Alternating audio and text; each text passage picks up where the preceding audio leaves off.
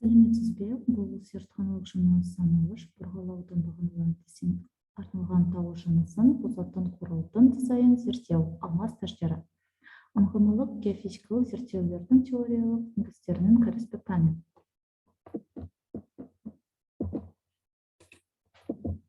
Сабақтың мақсаты. Бұл жұмыс бағандық тәсілмен мағыналарды бұрғылауға арналған алмас тәждерінің құрылысы мен ерекшеліктерінің, алмас тәждерінің әртүрлі түрлерін, сондай-ақ алмастардың қасиеттері мен жіктеулерін зерттеуге арналған.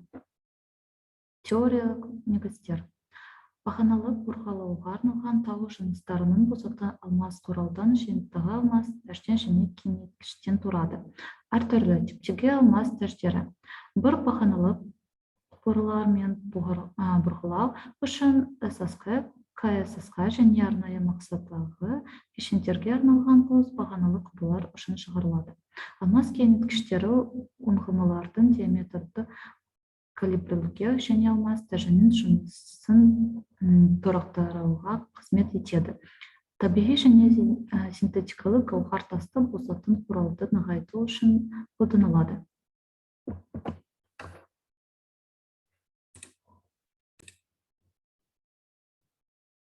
Алмастың қасиеттері мен жіктеулері. Табиғи алмас техникалық және зергерлік болып бөлінеді. Өндіру кезінде техникалық алмас 85-90% құрайды. Алмас әдетте мұнының 1-2 каратқа дейін кездеседі. Бірнеше жүз караттағы үлкен алмас сирек кездесетін олжалар. Алмас кристалларын пішіні әртүрлі. Октаэдр, ромбодектаэдр, гексаэдр табы басқа. Алмастың қасиеттері ерекше. Бұл минералдың Маус шкаласы бойынша қаттылығы 5-ға тең, ал микро қаттылығы 95 мегапаскаль, яғни ең кейін болуының нәзік, абразивті және қатты жыныстардың бұрғылау үшін қолданылуын анықтайды.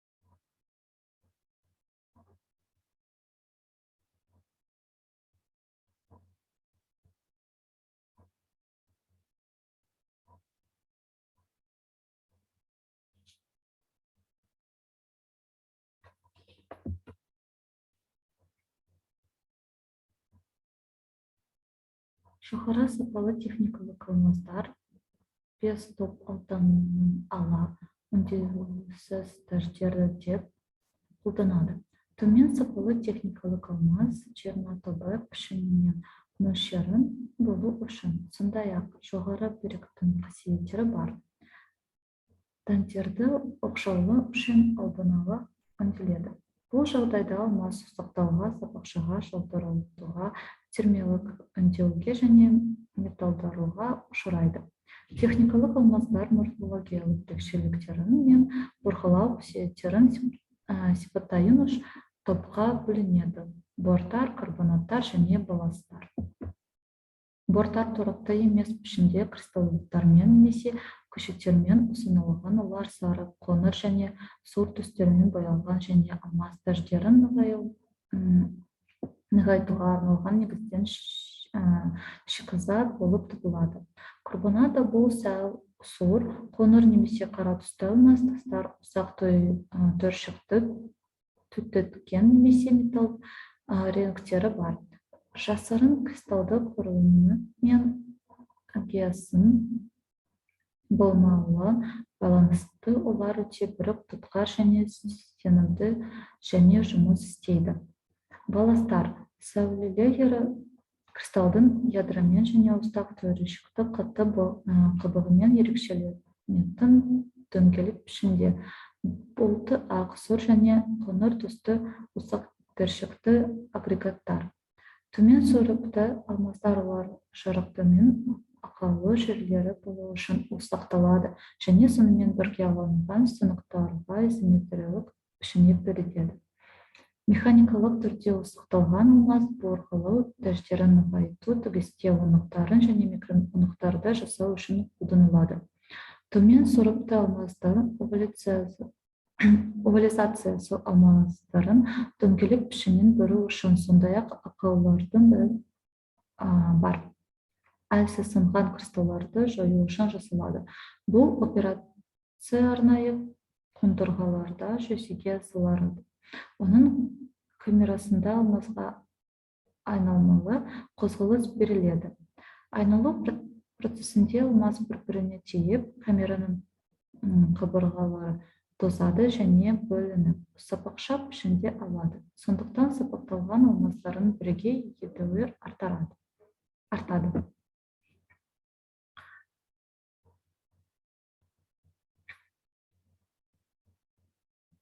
Алмаз шикізаттың металдары кристалдан беттің шыққа бірнеше микрон отқа төзімді металл қабатымен жабу үшін қолданылады. Бұл жағдай алмаз түрімен матрицалық материалымен байланысы артып, алмаз тәждерінің беріктігі артады. Металдарының сынымен қатар алмаздарға жарықтар мен микрокритерді металмен толтыруға мүмкіндік береді.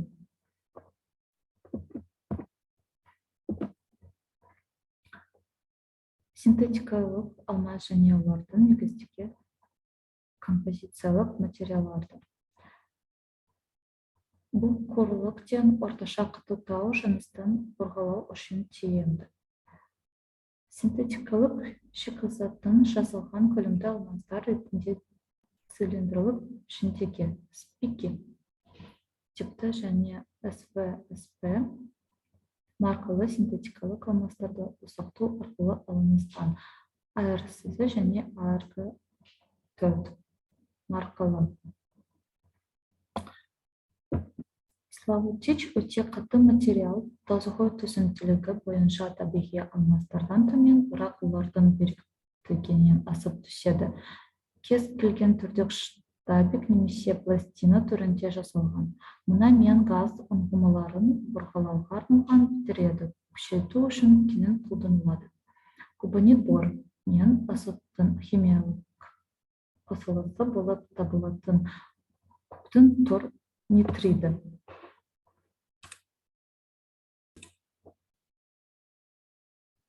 Кубониттің микроқаттылығы 95 мың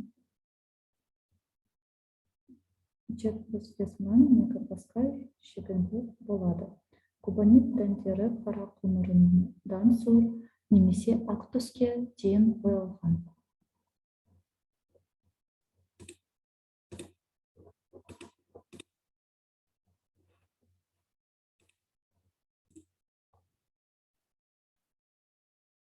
Алмаз тәждерінің құрылысы. Ол келесі құрылымды элементтерімен сипатталады. Тәж корпусының дизайн, тәждің ұшының пішімі, көлемді және кесілген гауһарлардың мөлшері, олардың сапасы, алмаздың орнасу схемасы, матрицаның қанықтылығы, жылу жүйесінің сипаты мен геометриялық параметрлері. Алмаз тәжінің корпусы ГОСТ 2030 сәйкес 1060 немесе 84 маркалы көміртекті болатын жасалған. Тәж корпусының ұзындығы бұрғылау үшін қолданылатын бағаналы құбырлардың түріне байланысты. Бір тәждерге арналған тәждер дизайн сурет 1А және қос суретті қараңыз 1Б бағаналы құбырлар айтарлықтай ерекшеленеді. Жалғыз бағаналы құбырларға арналған тәштердің сортқа байланыстырушы жіптер бар. Олардың ұзындығы 30 мм. Қос бағаналы құбырларға арналған тәштері 40 мм. Ішкі байланыстырушы жіп бар. Кесу бөлігінің геометриясы гауһар тастарды қашау матрицасыны ұтымды орналастыруға және жыныстыйын тиімді жоюға болатындай етіп таңдалады. Грунттарда матрицаның соны пішімінің 5 стандарты профилер бар.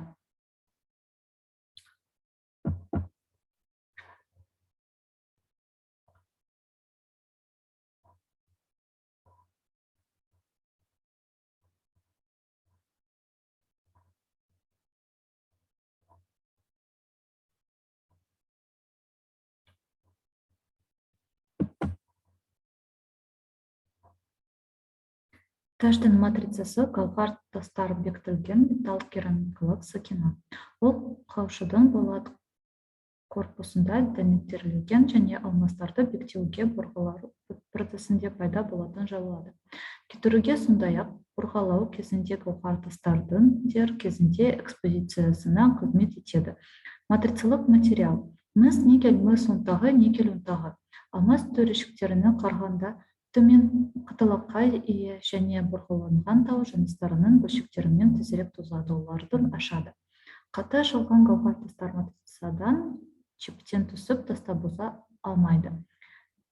Жеткіліксіз экспозициямен олар жартысқа ендірілген ал тәшіні бұзбайды. Алмас әсерінің қажетті дәрежесі матрицаның тозуға төзімділген және әртүрлі технологиялық әдістермен реттеледі.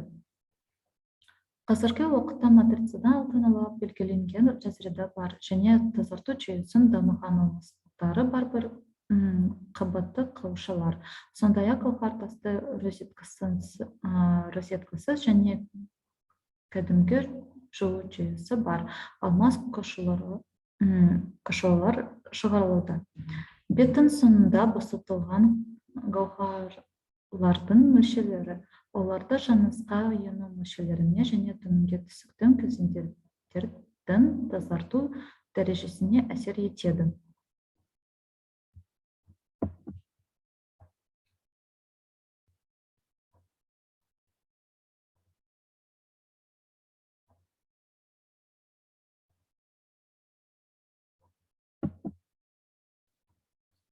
Алмасты өңдейтін снарядтар 5 сурет бұрғылау кезінде оды қашауларының мерзімінен бұрын тозуын болдырмайтын.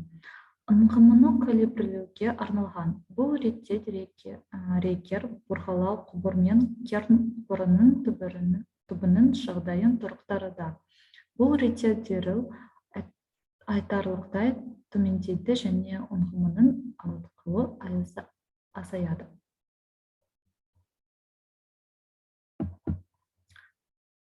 Алмасты калибраторлар ұңғыманың жасанды кесуінің интервалдарын өңдеуге арналған арнайы қондырғылардың бөлігі ретінде пайдаланады. Бұл оларды барынша тиімді пайдалануды қамтамасыз етеді және алмасты тұтынуды азайтады. Алмас калибраторы толық металдан жасалған корпустан жеті тұрады. Оған үш алынбалы болат цилиндрлік сақиналар, үш, төрт және бес алынған. Сурет.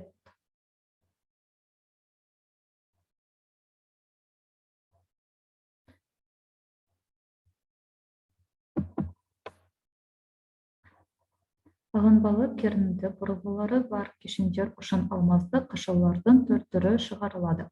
Олардың әрқайсысы белгілі геологиялық жағдайларда бұрғылауға арналған бірінші стандартты өлшемдерге ие.